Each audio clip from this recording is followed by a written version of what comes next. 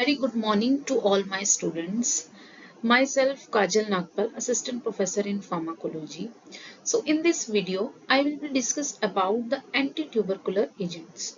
So anti-tubercular agents are those agents which are used for the tuberculosis, that is TB. In short form, we can say that TB. So first of all, we have to know what is tuberculosis. So coming to the next slide, introduction. तो tuberculosis is a chronic granulomatous disease. Tuberculosis होता क्या है? Means we can say that a cough. A simple language में हम बोले तो cough. तो कफ क्या? That is chronic cough. Means जो लंबे टाइम से कफ चलता आ रहा है और लंबे टाइम तक कफ कब होगा? मीन्स एक टाइम होगा जब वो डेंजरस हो जाएगा और we can say that bleeding हमें होने लग जाती है कफ करते टाइम. तो लंबे टाइम तक वो कफ होने लग जाए और वो डेंजरस रूप ले ले, मीन्स वो सीवियर हो जाए, उस केस में क्या होगा? हमारे लंग्स पे अफेक्ट पड़ेगा. लंग्स पे अफेक्ट पड़ेगा तो क्या होगा? उसे हम बोलते हैं ट्यूबरकुलोसिस. तो tuberculosis is a chronic granulomatous disease, जिसको हम बोलते हैं chronic granulomatous disease means CGC.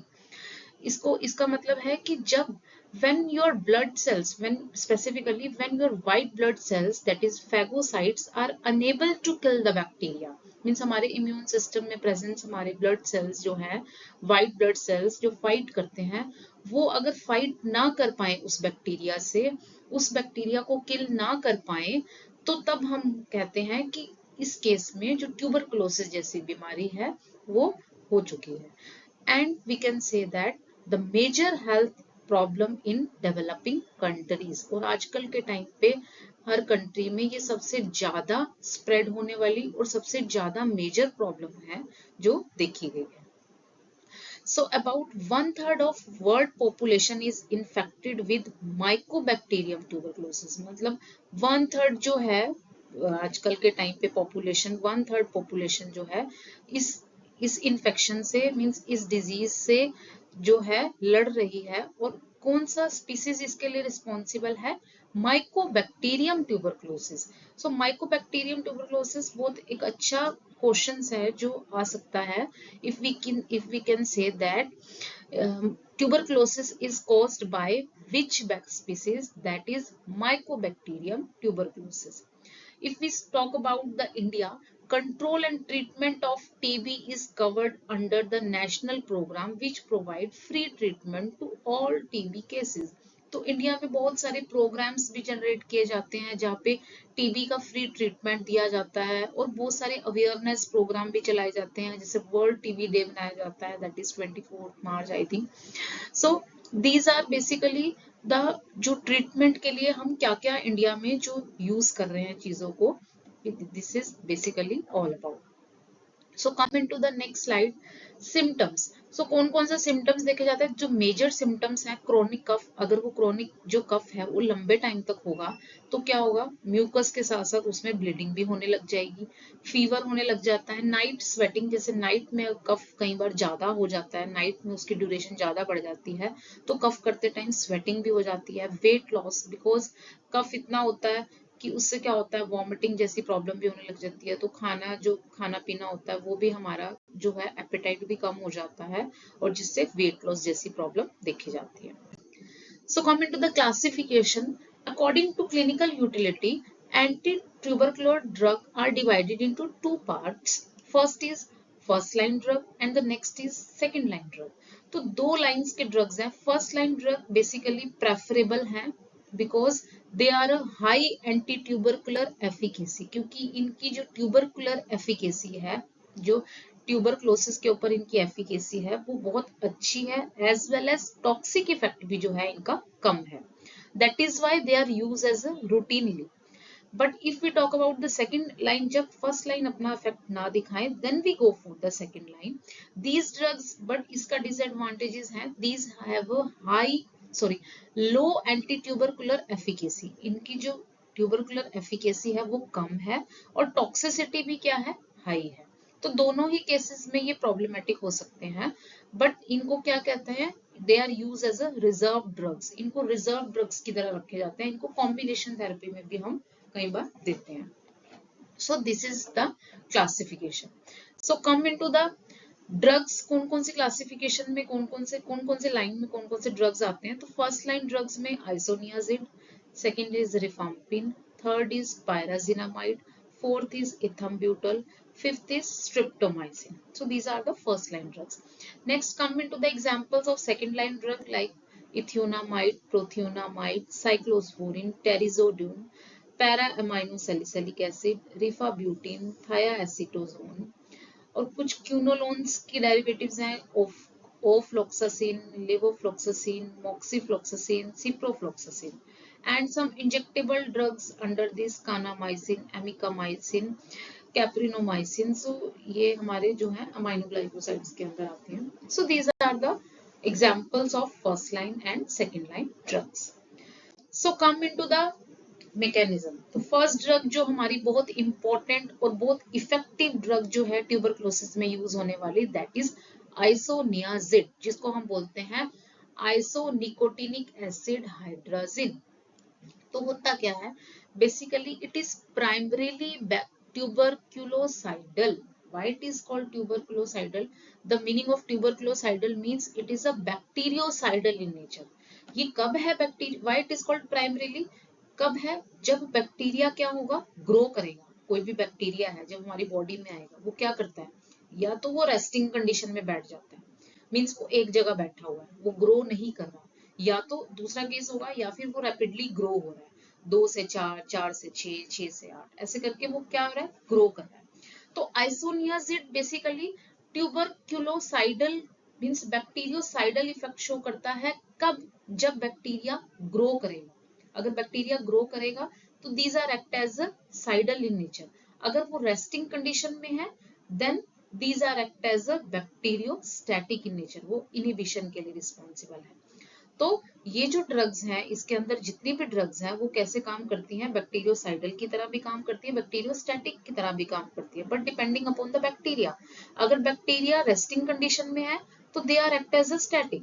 अगर बैक्टीरिया ग्रो कर रहा है, मतलब रैपिडली ग्रोथ कर रहा है, तो these are act as a cidal in nature, means bacteriocidal in nature.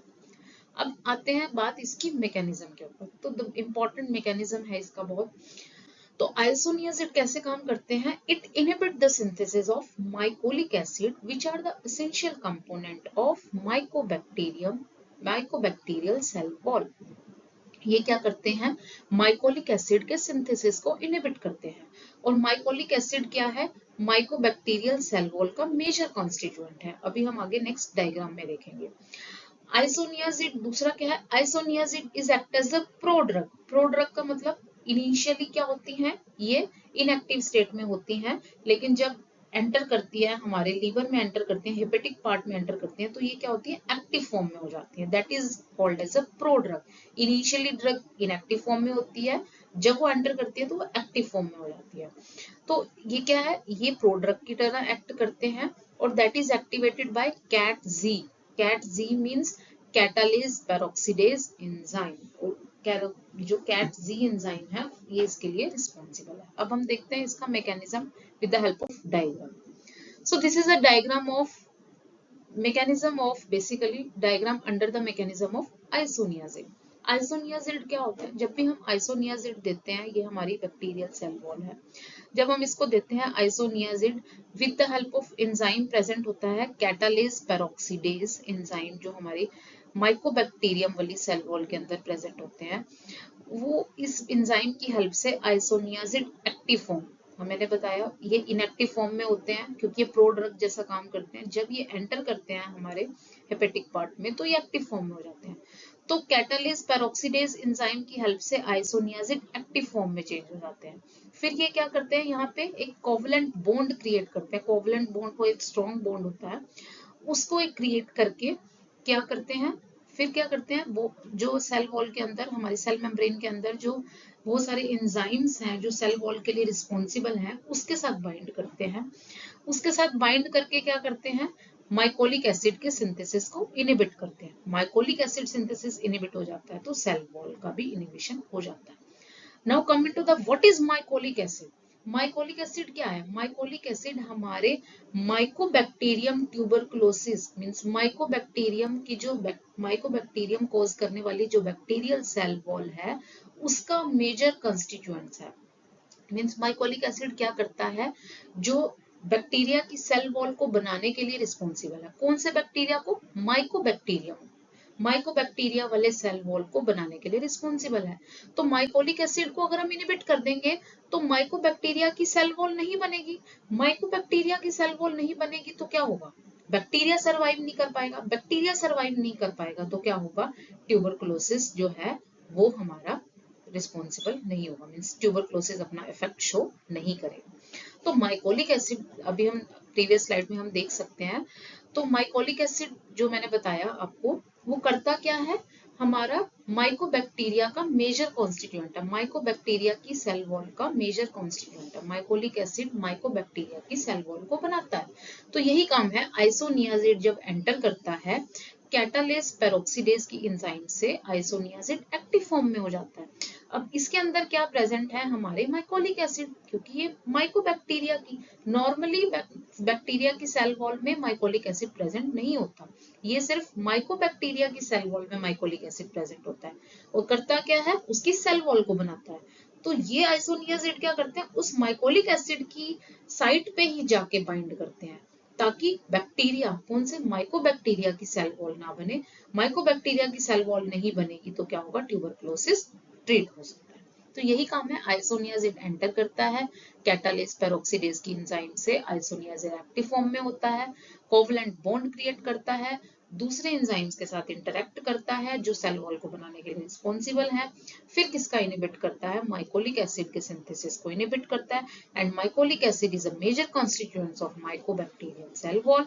If the cell wall is responsible for inhibition, that means bacterial cell wall is become weak and no bacterial cell wall is to be survived, that means no bacteria is to be survived. So this is all about the mechanism of isoniazid. If we talk about the pharmacokinetic study, INH जिसको हम बोलते हैं isoniazid, it is completely absorbed orally and penetrate in all the tissues, tubular cavity, placenta and meninges. And metabolism की बात करें, metabolized in liver and important pathway metabolism के लिए कौन सा रिस्पॉन्सिबल है? N acetylation. आइसोनियाजिड के एडवर्स इफेक्ट्स देखें तो हेपेटाइटिस जैसी प्रॉब्लम देखी जाती है। The major effects of isoniazid rare in children, childrens में बहुत कम देखी जाती है, ओल्ड एज पीपल्स में, और अल्कोहलिक जो ज्यादा अल्कोहल इंड्यूस करते हैं उनके केस में ये ज्यादा देखी जाती है। और chronic alcoholism induce CYP2E, cytochrome 2A1 which generate the hepatotoxic metabolites। तो ये एंजाइम है हमारे लीवर में प्रेजेंट होता है जो क्या करता है? हेपेटोटॉक्सिक इफेक्ट शो करता है। आइसोनियाजिड हेपेटोटॉक्सिसिटी किसके ऊपर डिपेंड करती है? हमारी डोज के ऊपर, कि कितनी हम डोज ले रहे हैं। अगर वो डोज ज्यादा होगी तो क्या होगा? वो टॉक्सिसिटी इफेक्ट शो करेगा, but it is reversible on stopping the drug. मतलब अगर हम कितने टाइम में वो ड्रग, कितनी ड्यूरेशन में हम उसको ले रहे हैं और कितना टाइम हमें वो खानी। एडवर्स इफेक्ट्स और क्या है? वही डोज डिपेंडेंट टॉक्सिक इफेक्ट है। न्यूरोटॉक्सिसिटी शो करती है, और इस न्यूरोटॉक्सिसिटी को हम पायरिडॉक्सिन की हेल्प से भी कम कर सकते हैं, that is 100 mg per day. और हेपेटाइटिस में कुछ एडवर्स इफेक्ट्स हैं, लेथर्जी, थकावट, rashes, fever, acne, arthralgia. So basically that is called arthralgia means joint pain. So these are the adverse effects of isoniazid. Next is rifampin. Rifampin भी बहुत important drug है anti tubercular agents की।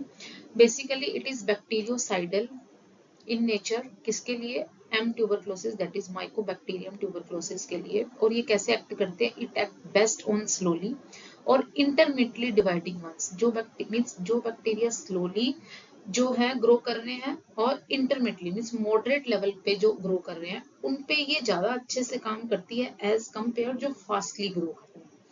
और ये कहाँ पे drug काम करती है? एक्स्ट्रा सेलुलर पार्ट पे भी, मीन्स सेल मेम्ब्रेन के आउटर पार्ट पे भी, और सेल मेम्ब्रेन के इंटर पार्ट पे भी, मीन्स इंट्रा सेलुलर पार्ट पे भी ये इफेक्ट करती है। और क्या करती है? It can kill the organisms that are poorly susceptible to many other drug.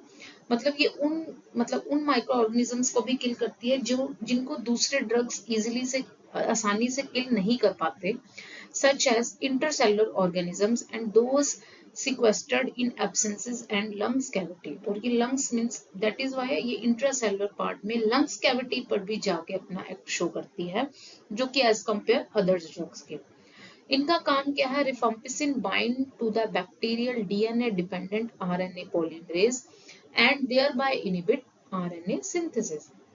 अब रिफम्पिसिन करती क्या है? हमारे डीएनए डिपेंडेंट आरएनए पॉलीमरेज के ऊपर बाइंड करती है। जब ये बाइंडिंग करती है तो इससे क्या होता है? आरएनए का सिंथेसिस इनहिबिट कर दिया जाता है। अब ये कैसे होता है हम डायग्राम में देखते हैं। रिफम्पिसिन क्या करता है? बाइंड करती है किसके ऊपर? बीटा सब unit of bacterial dependent RNA polymerase. हमें पता है डीएनए से आरएनए बनता है, डीएनए से आरएनए बनता है मींस ट्रांसक्रिप्शन, आरएनए से फिर प्रोटीन का सिंथेसिस होता है, that is called as translation. तो रिफम्पिन कहाँ पे बाइंड करती है? रिफम्पिन हमारे डीएनए डिपेंडेंट आरएनए पॉलीमरेज पे, मतलब आरएनए पॉलीमरेज एंजाइम के ऊपर क्या करती है? बाइंड करती है। आरएनए पॉलीमरेज एंजाइम क्या करता है? फिर आगे ट्रांसक्रिप्शन के लिए रिस्पॉन्सिबल है, और ट्रांसक्रिप्शन होगा तो क्या होगा? आरएनए बनेगा, आरएनए होगा फिर आगे ट्रांसलेशन होगा, फिर प्रोटीन का सिंथेसिस होगा। तो ये rifampicin DNA dependent RNA polymerase means RNA polymerase enzyme जो डीएनए पे डिपेंडेंट है, उस एंजाइम को इनहिबिट करती है। वो एंजाइम इनहिबिट हो जाता है तो फिर आरएनए का सिंथेसिस नहीं होगा, ट्रांसक्रिप्शन इनिशिएट नहीं होगा, ट्रांसक्रिप्शन इनिशिएट नहीं होगा, ट्रांसलेशन इनिशिएट नहीं होगा, प्रोटीन का सिंथेसिस नहीं होगा। तो फिर पहला क्या है? आरएनए पॉलीमरेज को इनहिबिट करती है। आरएनए पॉलीमरेज एंजाइम किसके ऊपर डिपेंड होता है? डीएनए। जब आरएनए पॉलीमरेज एंजाइम नहीं बनेगा फिर क्या होगा? आरएनए का सिंथेसिस नहीं होगा, आरएनए की ब्लॉकेज हो जाएगी। ठीक है। सो नेक्स्ट इज रिफम्पिसिन के कुछ एडवर्स इफेक्ट हैं, like cholestatic jaundice means when your flow of biles in liver is to become slow, जिसको हम बोलते हैं cholestatic jaundice. Next is cutaneous syndromes, जो हमारे डिफरेंट बॉडी पार्ट्स में देखे जाते हैं, लाइक फेस पे, स्कैल्प पे, आईज में, ईयर्स में, ये सारे जिसको हम बोलते हैं क्यूटेनियस सिंड्रोम्स देखे जाते हैं। फ्लू सिंड्रोम जिसे हम फीवर वगैरह, हेडेक वगैरह, बॉडी पेन वगैरह होती हैं। Abdominal syndromes means nausea, vomiting, cramps, diarrhea. These are the common agents, adverse effects that are basically responsible for the rifampicin. Next is pyrazinamide. Pyrazinamide भी chemically अगर हम देखें structure तो it is similar to the isoniazid, but it is weakly tuberculocidal, means it is weakly bactericidal. और ये कहाँ ज्यादा अच्छे से काम करती है? एसिडिक मीडियम में। It is more active in acidic mediums, means हमारे स्टमक वाले पार्ट में ये अच्छे से काम करती है। So it is more active in acidic medium means हमारे स्टमक वाले पार्ट में ये अच्छे से क्या करती है? एक्टिवेट होती है, मींस स्टमक वाले पार्ट में ये अच्छा इफेक्ट शो करती है। और it is more lethal to intracellularly, means intracellular part में जो बैक्टीरिया प्रेजेंट होते हैं ये वहां पे अच्छे से एक्ट करती है। और कौन सी साइड पे? वो वाली साइड पे जो इन्फ्लामेटरी रिस्पॉन्स जो है वो शो करते हैं। Specifically pH is acidic and both in nature, और यहाँ पे जो पीएच है एसिडिक होता है दोनों साइड्स पे, हमारे इंट्रासेलुलर साइड पे भी पीएच जो है एसिडिक मीडियम में होता है, और इन्फ्लामेटरी साइड्स पे भी जो है पीएच एसिडिक मीडियम में होता है। तो दोनों साइड, क्योंकि एसिडिक मीडियम अच्छे से काम करते हैं, दोनों साइड में अच्छे से रिस्पॉन्सिबल है। वही मैकेनिज्म इसका सेम है, ये भी क्या करती है? हमारी माइकोलिक एसिड सिंथेसिस को इनहिबिट करती है। और माइकोलिक एसिड का मेजर जो कॉन्स्टिट्यूएंट है वो माइकोबैक्टीरियम सेल वॉल के लिए है। Pharmacokinetic study, it is absorb orally, हम लेते हैं तो अच्छे से एब्जॉर्ब हो जाती है, वाइडली ऑल जो बॉडी पार्ट्स में डिस्ट्रीब्यूट होती है। पेनिट्रेशन अच्छा है इसका सेरिब्रोस्पाइनल फ्लूइड में, और it is basically useful in meningeal में भी यूज की जाती हैं। और मेटाबोलाइज इसका लीवर में अच्छे से होता है, और यूरिन से एक्सक्रीट आउट हो जाती है। प्लाज्मा हाफ लाइफ है इसकी 6 to 10 आवर्स। अगर इसके एडवर्स इफेक्ट्स की बात करें, hepatotoxicity, hyper uricaemia means uric acid जो है, यूरिन का लेवल, जो यूरिक एसिड का लेवल है ब्लड में बढ़ जाना, और इसके अलावा flushing, rashes, fever, diabetic control, loss of diabetic control, repeated glucose monitor करना, ब्लड में ग्लूकोज का लेवल को मॉनिटर करना पड़ता है इसमें, क्योंकि डायबिटिक जैसी प्रॉब्लम देखने को मिलती है। इथम्ब्यूटल की बात करें, basically it is tuberculostatic in nature. Fast multiply bacilli are more susceptible, means जो फास्टली रैपिडली मल्टीप्लाइड हो रहे हैं, जो रैपिडली ग्रोथ कर रहे हैं बैक्टीरियाज, बॉडी में, उनके लिए ये रिस्पॉन्सिबल है। इसका मैकेनिज्म क्या करता है, ये किसको इनहिबिट करती है, अराबिनोसिल ट्रांसफरेज एंजाइम को। अब ये अराबिनोसिल ट्रांसफरेज एंजाइम क्या करता है, अराबिनोगैलेक्टन सिंथेसिस के लिए रिस्पॉन्सिबल है। और ये अराबिनोगैलेक्टोन सिंथेसिस क्या करता है, हमारी सेल वॉल मींस पेप्टाइडोग्लाइकोन के सिंथेसिस को बनाता है, मींस सेल वॉल के सिंथेसिस के लिए रिस्पॉन्सिबल है। अगर हम अराबिनोसिल ट्रांसफरेज एंजाइम को इनहिबिट कर देंगे तो अराबिनोगैलेक्टोन सिंथेसिस नहीं होगा। और अराबिनोगैलेक्टन क्या करता है, प्रोटीन मींस सेल वॉल का सिंथेसिस करता है, पेप्टाइडोग्लाइकोन का सिंथेसिस करता है। तो पेप्टाइडोग्लाइकोन सिंथेसाइज नहीं होंगी तो ये अल्टीमेटली किसके साथ इंटरफेयर करेगा, that is interfering with mycolic acid incorporation in mycobacterial cell wall, क्योंकि वो सेल वॉल का मेजर कंस्टिट्यूएंट क्या है, mycolic acid, means mycolic acid ही उस सेल वॉल को बना रहा है, तो उसके डायरेक्ट इनडायरेक्टली फिर वो किसको इनहिबिट कर रहा है, माइकोलिक एसिड। तो यही काम है अराबिनोसिल ट्रांसफरेज क्या कर रहा है, एंजाइम अराबिनोगैलेक्टोन सिंथेसिस बना रहा है। और ये अराबिनोगैलेक्टोन सिंथेसिस क्या करता है, पेप्टाइडोग्लाइकोन की सिंथेसिस कर रहा है। Peptidoglycan synthesis means cell wall का सिंथेसिस। अब कौन सी cell wall, mycobacterium cell wall. अब ये माइकोबैक्टीरियम सेल वॉल क्या करता है, माइकोलिक एसिड का रिस्पॉन्सिबल है, क्योंकि माइकोलिक एसिड क्या करता है, मेजर कंस्टिट्यूएंट है इसका। तो अगर हम अराबिनोसिल ट्रांसफरेज एंजाइम को ही इनहिबिट कर दें तो अराबिनोगैलेक्टोन सिंथेसिस नहीं होगा, सेल वॉल नहीं बनेगी। दैट मीन सेल वॉल नहीं होगी तो क्या होगा, बैक्टीरिया सर्वाइव नहीं कर पाएगा। और इसका कुछ रीनल एक्सक्रीशन जो है यूरिन के थ्रू होता है। इसमें कलर विजन और लॉस ऑफ विजुअल एक्टिविटी देखी जाती है और हाइपर यूरिसीमिया जैसे एडवर्स इफेक्ट देखे जाते हैं। स्ट्रेप्टोमाइसिन ये कहाँ पे, ट्यूबरक्यूलोसाइडल जैसा एक्ट करती हैं, एक्स्ट्रा सेलुलर बेसिलाई पे, बेसिकली हमारे सेल वॉल की एक्स्ट्रा सेलुलर बेसिलाई के लिए रिस्पॉन्सिबल है, क्योंकि इनका जो पेनिट्रेशन है सेल के अंदर वो अच्छे से नहीं हो पाता। और इसके अलावा इट पेनिट्रेट ट्यूबरक्युलर कैविटीज में और but does not cross the CSF, cerebrospinal fluid को ये क्रॉस नहीं कर पाती, and has poor action acidic, क्योंकि क्रॉस नहीं कर पाती that is why acidic medium में भी इनका एक्शन अच्छा नहीं है।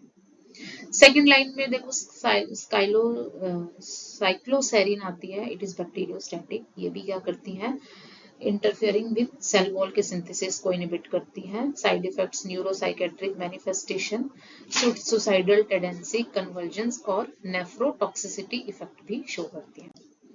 इथियोनामाइड आइसोनियाजिड जैसा ही ड्रग है, एडवर्स इफेक्ट साइकोसिस और हेपेटाइटिस, साइकोसिस में मेंटली डिसऑर्डर इफेक्ट और हेपेटाइटिस मींस लीवर टॉक्सिक।